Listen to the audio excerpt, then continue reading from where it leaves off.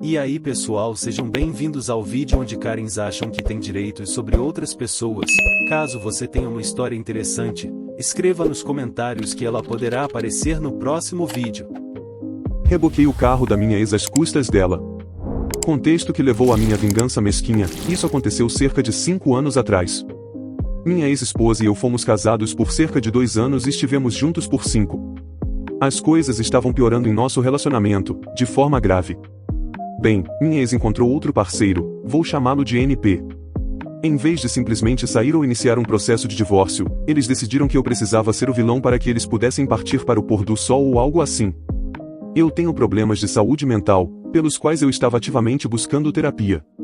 Não estou dizendo que ela tinha que ficar e lidar com meus problemas de saúde mental. Ela manipulava e usava minha saúde mental contra mim. Um efeito colateral da maioria dos meus transtornos mentais é uma memória de curto prazo ruim. Ela costumava dizer regularmente coisas como se isso não tivesse acontecido, ou que eu estava me lembrando de algo errado. Minha ex também tinha NP ajudando-a. Era difícil distinguir o certo do errado. Ambos me diziam que eu era uma pessoa horrível e era difícil não acreditar, pois já era 2 contra 1, mas eles também envolviam amigos em comum. Isso me fez entrar em uma espiral pior do que eu já estava, mesmo estando em terapia para tentar melhorar. Eles constantemente me colocavam para baixo, diziam que eu estava gordo e pouco atraente, acabando com um pouco de autoestima que eu ainda tinha. Minha ex até me disse um dia que ela tinha deixado de me amar logo após nos casarmos. Tudo doía muito.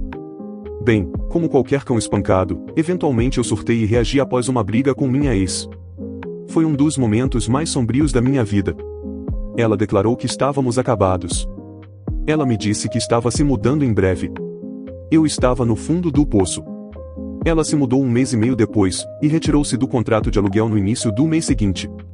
Minha ex não levou tudo embora, apesar de eu não ter lutado contra isso, eram coisas dela.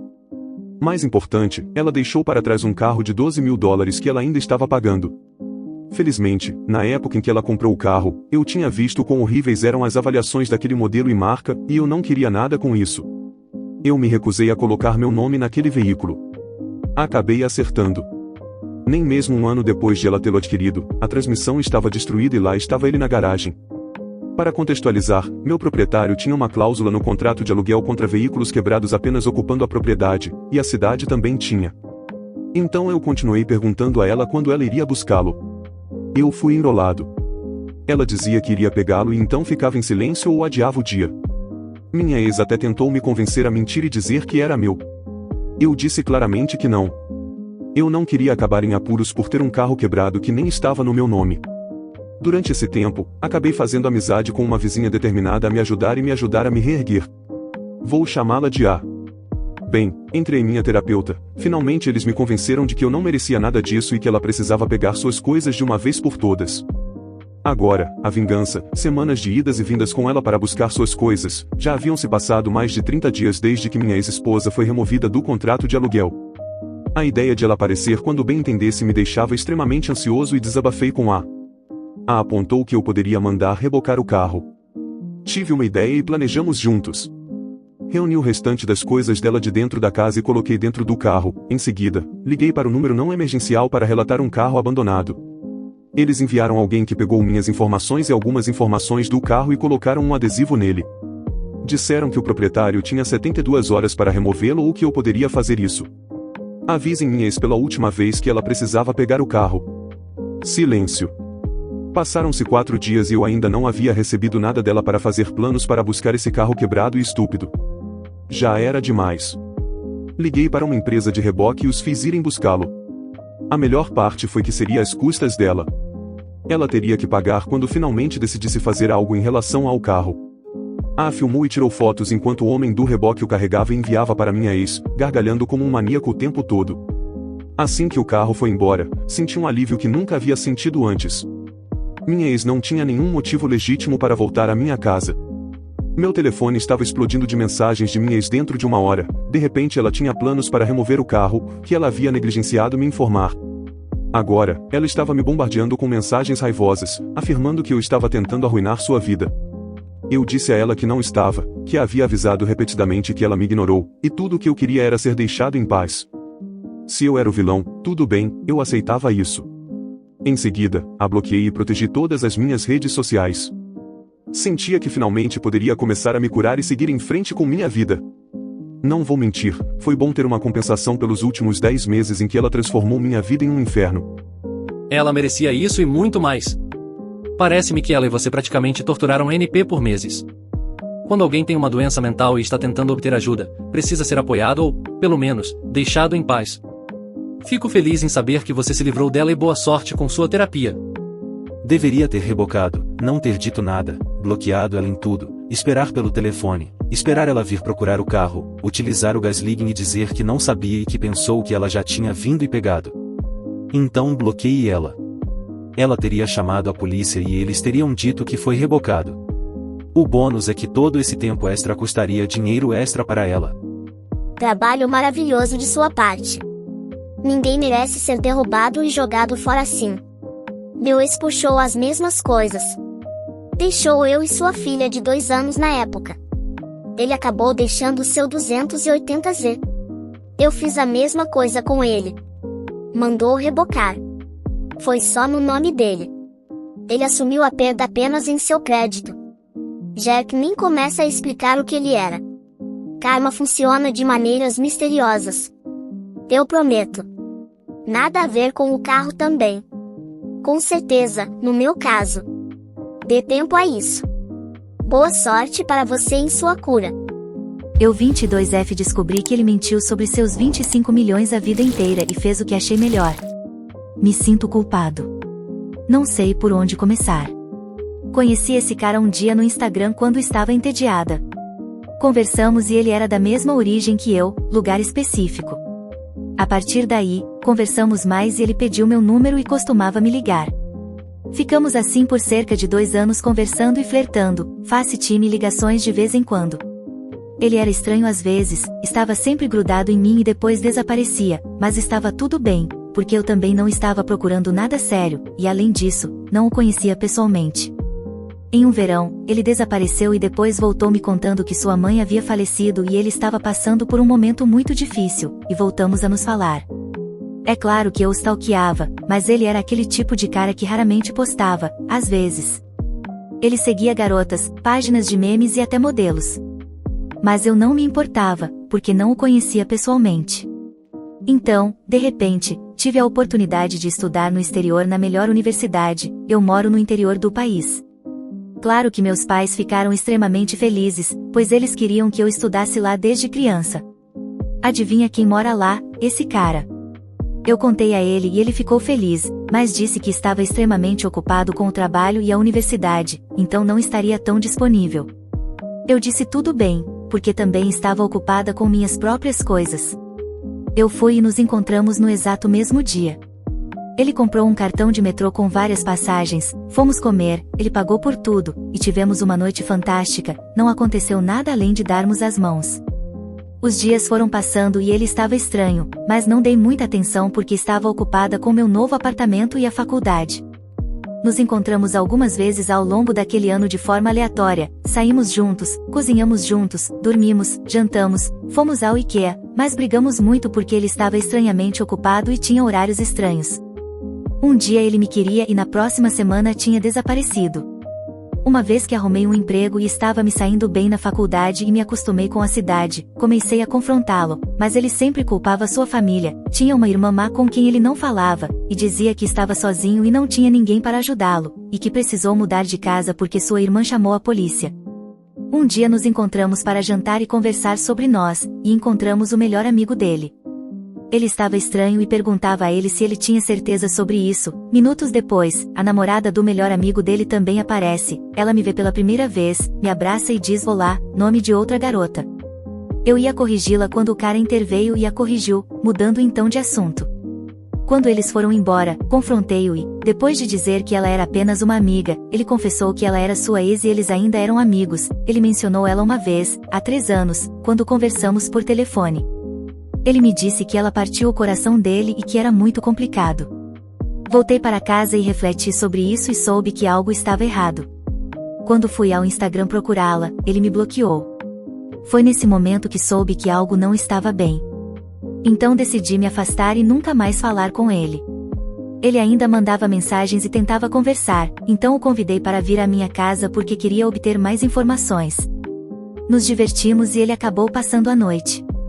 Descobri o nome da mãe dele e várias informações fingindo não saber de nada. Ele foi para casa e comecei a stalkear. Descobri que a mãe dele morreu há 7 anos. Ele mentiu sobre isso, então sabia que ele mentiu sobre tudo mais. Também pesquisei o nome da garota e eles viajaram juntos e ele até seguia toda a família dela nas redes sociais. Ela era a garota mais normal, com uma carreira boa e normal. Decidi me afastar e cuidar da minha vida, mas estava morrendo por dentro para entrar em contato com ela e ter certeza de que eles não estavam juntos. Um mês se passou e ele estava me enviando mensagens e textos sobre como ele queria nos encontrar para conversar e como ele queria me ver. Pensei sobre isso e aceitei porque queria ver a reação dele quando lhe contasse a verdade.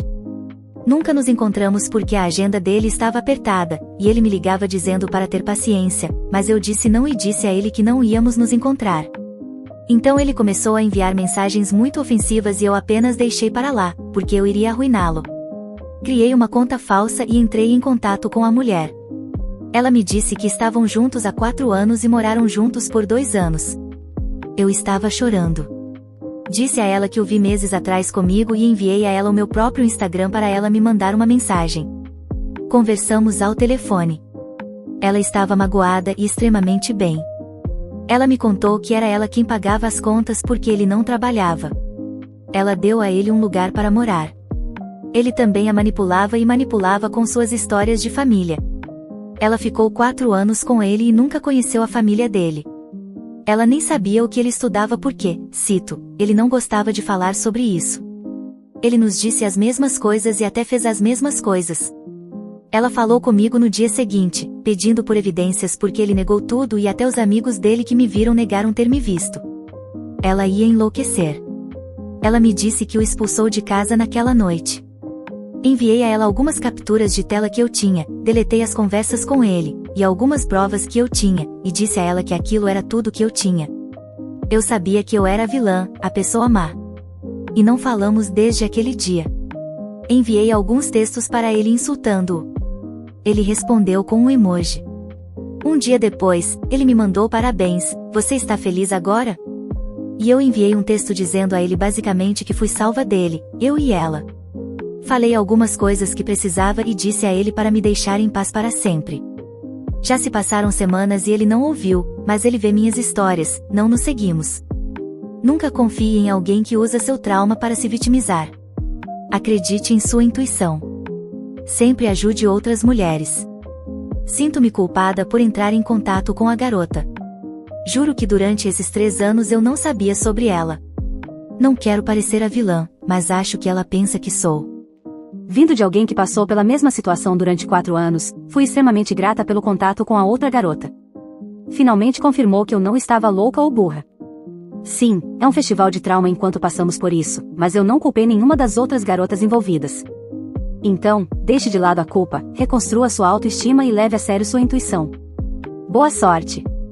Você não é a vilã, ele é.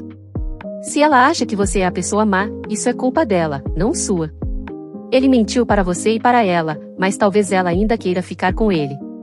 Se ela está feliz em ser enganada e tratada como lixo, essa é a escolha dela. Você escolheu a verdade e deixá-lo. Você é uma pessoa melhor e mais forte. Fui babaca por não me afastar do namorado de uma ex-amiga? Eu tinha um grupo de amigas, que obviamente não vou citar nomes. Na nossa sala, havia umas 2 ou 3 garotas que não se davam bem conosco, e nós também não nos dávamos bem com elas. Uma dessas meninas realmente me odiava muito, e o motivo era que o atual namorado dela era meu amigo. Ela jurava por Deus que, só porque eles começaram a namorar, eu deveria esquecer que ele existe. Nós tínhamos uma rixa bem idiota. Eu sabia que ela não gostava da minha aproximação com ele. Então, como antes éramos um pouco próximas, eu tentava não ser tão grudenta com ele como antes. Mas não ia simplesmente parar de falar com ele. Até aí tudo bem. Em todas as aulas, eles ficavam juntos e, às vezes, quando um deles levava cobertas, algumas coisas bem nojentas aconteciam no meio da aula. Mas quando ela faltava, ele mesmo me chamava para ajudá-lo com alguma tarefa ou para ajudá-lo a passar de fase em algum jogo flash. Ela tinha uma amiga que parecia me odiar mais do que ela. Em um dia em que essa amiga faltou, ele me pediu para responder uma questão para ele. Como ele estava em um canto muito apertado, eu tive que ficar bem perto dele. Mas eu não gostava de ficar tão perto dele, pois o considerava apenas como um amigo, nada além disso. Essa garota tirou uma foto minha realmente bem perto dele e mandou para outra pessoa. Até aí tudo bem. Cheguei em casa e nem sabia que ela tinha tirado essa foto e mandado para outra menina.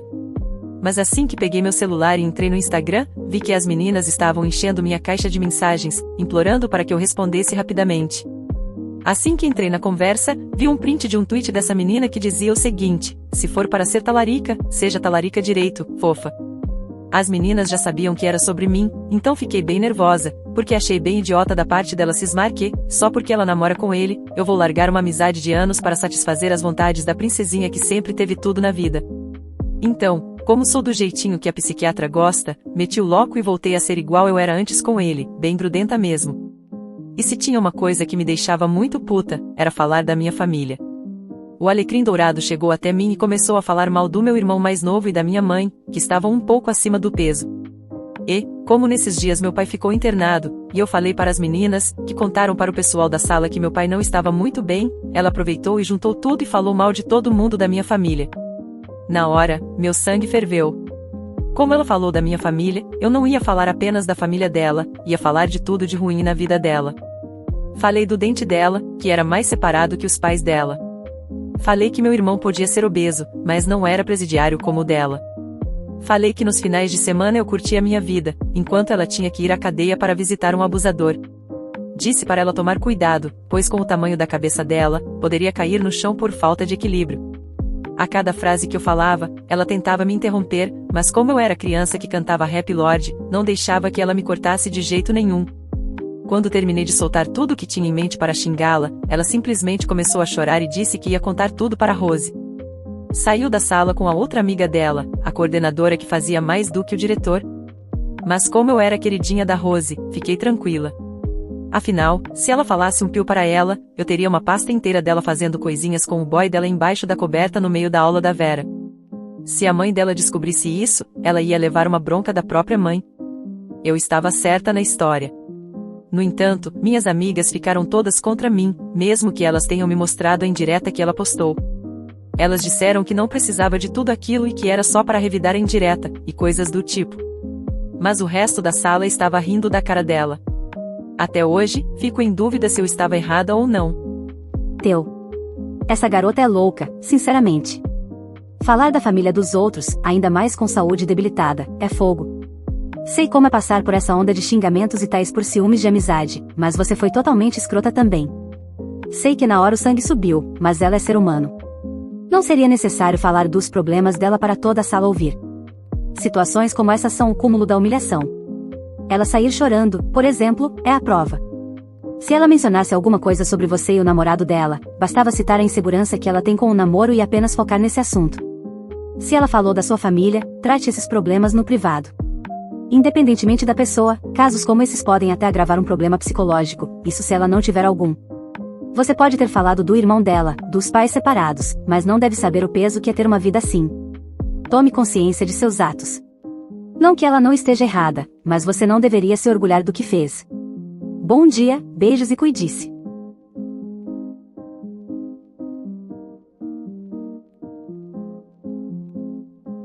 Espero que você tenha gostado. Compartilhe, se inscreva no canal para não perder os próximos vídeos.